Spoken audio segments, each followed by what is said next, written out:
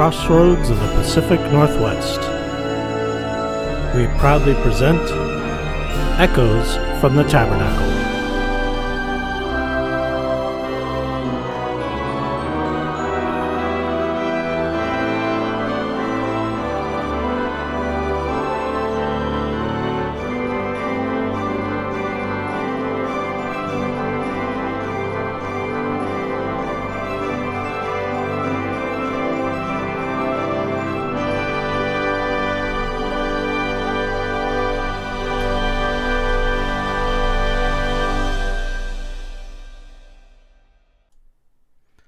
Good evening, everyone, and welcome to Echoes from the Tabernacle, your place to discuss the intersection of Mormon doctrine, theology, culture, and music.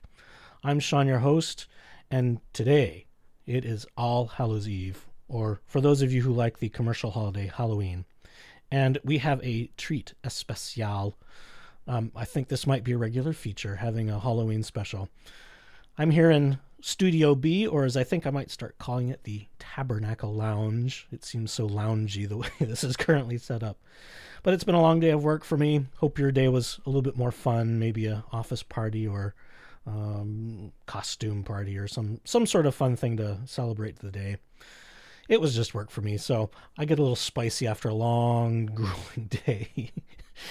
Spicy enough to sit in front of the camera and record a first episode. Before I'm even ready to do so, I'm still working on all the front end stuff and back end stuff. You know, being on YouTube is a lot of work. Who would have thought, huh? But anyhow, I'm here with a couple of my favorite things, just to get through the evening as the kids are running around the neighborhood collecting their sugary loot and early onset diabetes. So I've got with me a lovely Honeycrisp apple cider on the rocks, stirred not shaken. And I've also got, and I was so tickled when this and another one came the other day, Nemo's New Candle, Opposition in All Things from the Exmo Candle Co. This is how special this is. I'm number 19. So that's right at the front of the production line. Who knows how many they'll make, but they make them specially for you. They aren't just sitting on a shelf. So support the Exmo Candle people. They're wonderful.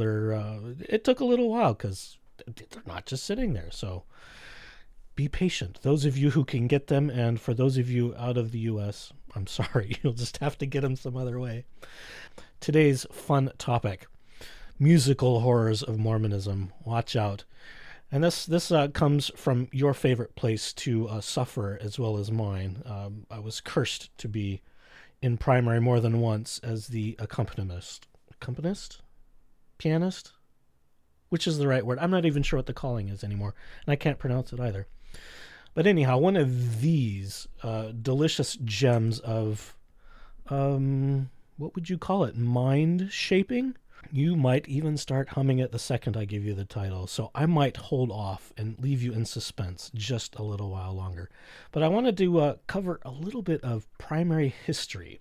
I looked this up earlier this morning as I was inspired for a couple other things. And I just kind of stumbled across this and thought, wow, music in primary was rather deliberate. So this comes from the history department of the church. It comes from the church website itself, history.churchofjesuschrist.org. So you can go dig it up for yourself if you really want to fact check me. You're more than welcome to. I'll try and include the link somewhere. But anyhow, this is the text about the primary organization. Aurelia Spencer Rogers, a 44-year-old mother of 12. 44 and 12? Oh, my Lord. That's a brave woman. Anyhow, Aurelia Spencer Rogers, a 44-year-old mother of 12, felt strongly that something should be done about the behavior of the neighborhood boys who ran freely through the town day and night. Not unlike today, I think. Children are running amok. Oh, I might have to watch that movie before the night's over. Hocus Pocus, for those of you guessing. Anyhow, back to the text. She felt many of these children were not being taught basic principles and values, and therefore would not be prepared in either knowledge or behavior to carry the gospel forward, or even to be good parents or citizens. Sister Rogers discussed her concerns and a plan of action with General Relief Society President Eliza R. Snow. With the approval of President John Taylor and after receiving a calling from her bishop, Sister Rogers began planning for the first meeting of the primary association. Since these leaders decided that singing was necessary, girls were also invited to make it sound as well as it should. Children ages 4 to 14 were invited to participate in the first primary. Under the direction of the priesthood, the first primary was held in the Farmington Rock Chapel on Sunday, August 25th, 1878, with 224 children attending. Now, more than 130 years later, this organization for children has approximately 1 million attending. Well, the first thing, of course, is that the leaders decided singing was necessary. I find that alone fascinating. I would love to have learned more about what their rationale was, other than it gave them something to do, and it became a vehicle in which to teach more, you think? It's obviously this is before things like young men, young women, maybe even before a lot of younger priesthood stuff happened. 4 to 14. So let's see, isn't Aaronic priesthood deacon, teacher, priest? Yeah, isn't that 12? So there was a little bit of overlap here before young men, young women sort of codified and you graduate out of primary, for lack of better words. The tune for the day to be stuck in your head for the rest of the evening and give you a little devilish torture on this All Hallows Eve. Follow the Prophet. This is number 110 in the children's songbook. And, it'll be fascinating. I'm going to have to keep a really close eye on this story of the new, it sounds like it's going to be a combined children's songbook, hymnal, all-in-one kind of thing. Rebecca Biblioteca posted that, I think, on the Mormon Stories podcast page a week or two ago, and it kind of flew by me, and I didn't capture that one, but that's going to be interesting to watch, to see what comes in and out of a new music resource for the church. Let's make you suffer just a little bit with this tune. Click some buttons here, move some things around. I won't play the whole thing because I can't stand all of it, if I'm being honest. You get past the first verse 2, 3, maybe 4 if you're really patient. And I just find it a little bit grating because it just goes on and on and on. And we'll talk about some of the text. But for those of you who've never heard this tune, here it is.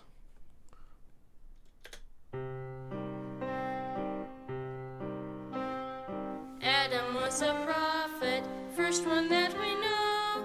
In a place called Eden, he helped things to grow. Adam served the Lord by following his ways. We are his descendants in the latter days. Follow the prophet, follow the prophet, follow the prophet, don't go astray. Follow the prophet, follow the prophet, follow the prophet, he knows the way. Okay, that's enough. That's enough for me this evening before it gets any later. So you get the idea of the tune. Obviously, it's in a minor key. It goes through a few solo instruments, I think, other than the clarinet, oboe, and bassoon, and they all kind of come in and out. That's what's happening musically. Obviously, we could simplify it and say major music is happy, minor music is sad. This is a little bit different just because of the subject matter. And I always seem to think that once you start having a text, and it's not just instrumental music, you have a greater subtext, and the music plays a little bit different part. So we've got the idea that there's a little bit more earnest push musically in this thing. Minor melody just kind of floats along, very simple as one would expect for kids. But here's the first trivia piece for you. The chorus, which says, "Follow the prophet 6 times, don't go astray, and he knows the way." In total, once you get through all 9 verses, and I had no idea there were 9. I don't think in all my life playing in primary as the pianist that we ever got more than the first 2.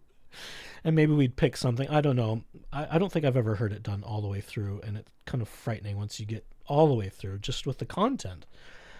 Because it gets rather relevant in modern times once you get to the verse 9, and it's just a lot. So let's just go through the text a little bit here. You've heard the tune, and the tune sort of reminds me of klezmer music you'd associate with those of the Jewish faith, but this isn't nearly as fun.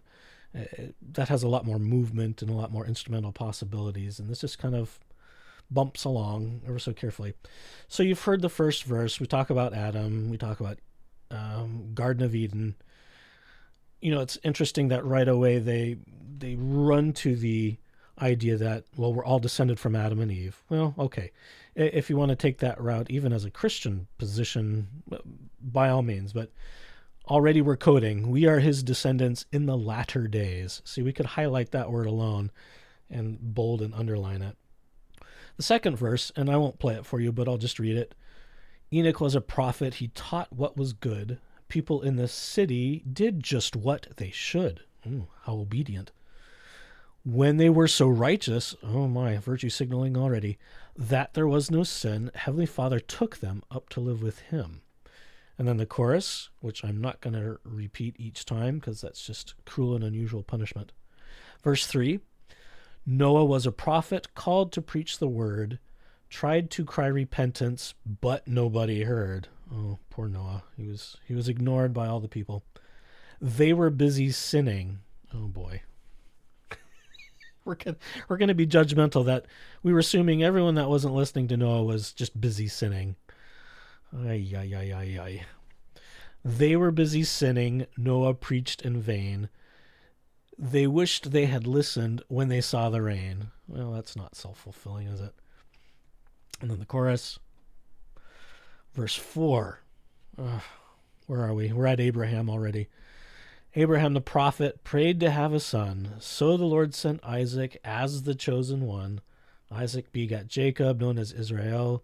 Jacob's sons were 12 tribes, so the Bible tells. Well, okay. We can skip that. I'm no theologian, folks. I'll point out the obvious things because that's about as good as I'm good for. But we'll talk about some of the other subtext that happens in some of these other ones. It would be great to have someone who can poke at the theological things more than I can. I was the musician. I tended to doze off when it got too scripture heavy and deep doctrine stuff. That wasn't my style. Give me something fun to play. I'll make it sound better than it should, and we'll all be happy. Verse 5. Moses was a prophet sent to Israel. He would lead them to the promised land to dwell. They were slow to follow, or it so appears. They were in the wilderness for 40 years. Well,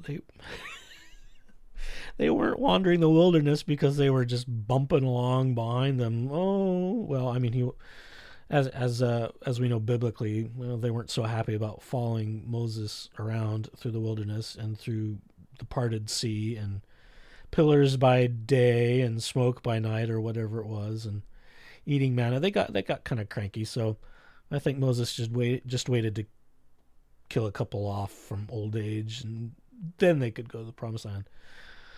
Feels like I should have a clip from the Ten Commandments here to solve that one. Let's move along. Verse 6. Samuel was a prophet chosen as a boy. Hannah promised God her son would serve with joy. Oh, what a lovely mother to just make that guarantee. In the tabernacle, Samuel heard his name. He was called by God and answered, "Here I am. Here I am. Here I am. Here I am, Lord. Is it I, Lord?" To quote another song not associated with Mormonism whatsoever. Verse 7. Jonah was a prophet, tried to run away, but he later learned to listen and obey. Key word, folks, obedience. Pray, pay, and obey. Follow the prophet, follow the prophet. Obey, obey, obey. Okay, next line. When we really try, the Lord won't let us fail. That's what Jonah learned deep down inside the whale. I think Jonah may have learned a couple other things inside the whale, but I'll save that for another day. Verse 8. Daniel was a prophet. He refused to sin, so the king threw Daniel in the lion's den. Angels calmed the lions, and the king soon saw Daniel's power was great, for he obeyed. I feel like I need flashing lights on the word obey. Obeyed God's law. Verse 9. Now we have a world where people are confused. If you don't believe it, go and watch the news. We're not telegraphing to avoid media, aren't we? Not at all. Not at all. And this isn't a kid's song, folks. Think about that a little bit. If you don't believe it, go and watch the news. We can get direction all along our way if we heed the prophets. Follow what they say. Follow the prophet. Follow the prophet. Follow the prophet. Don't go astray. Follow the prophet. Follow the prophet. Follow the prophet. He knows the way. And that's where it ends. We could relate this back to General Conference, which I'm determined to do an episode on. No one talked so much about the music of conference. They were all, bless them, they all did great jobs. I watched most of them now. I've gotten through just about everyone, I think. I'm still watching some of Nuance Ho's coverage of General Conference. But Nemo covered all the sessions of conference, bless him. And in his time zone in the UK, that would just be grueling. And Radio Free Mormon on Mormon Discussions channel, RFM, covered all the sessions as well, pretty much at the same time as Nemo. So I was flipping around a little bit between the two just to see what everyone was saying. But no one really explored the music much. And there are some interesting things I caught, both in the people giving the music of General Conference, all the different choirs, the conductors, and the music choices, and how that tied into some of the talks of the messages given. Nothing happens by accident. It's all pre-planned. I mean, it has to be. You have to get the music prepared. You have to have rehearsals. You have to audition and cast your choirs. We'll talk about that in that episode, I think, too. So much to cover. So much to cover. The church has changed so much since I've been in, which has been a long time that I've been out. So a lot's changed. Anyhow, a special verse 10 for you. This came to me this morning on my drive into work, and I thought, well, we need a little something here. We need something even more relevant to our day and our time, and maybe even our month. So here, for you, live, well, almost live, on this here YouTube channel, a verse 10. Take 75. After reviewing the footage from take 74 and realizing that trying to sing you verse 10 wasn't going to work with the latency of the desktop audio and the capture of my mic. The latency is horrible. It's horrific. It sounds like it's a second and a half apart. We are going to read verse 10. And I'll try and include this so you can sing it for yourself. And maybe tomorrow I'll actually go down to Studio A and make a little recording of it, because it's worthy of me embarrassing myself singing this little creation of my own verse 10 for this All Hallows Eve. Here's how it goes. We'll try and read it rhythmically even as well. Russell Nelson leads us in the present day. With our 100 billion we have squirreled away, building empty temples faster than we've planned. Can't you see we're happy? Tim Ballard is our man. And that's capital O.U.R. You know what I mean. Those of you following that story. Follow the prophet, spelled with an F. Follow the prophet. Follow the prophet to Ensign Peak. Follow the prophet. Follow the prophet. Follow the prophet. Riches we seek. Good night, everyone. Hope you had a pleasant evening and a safe Halloween. Till next time.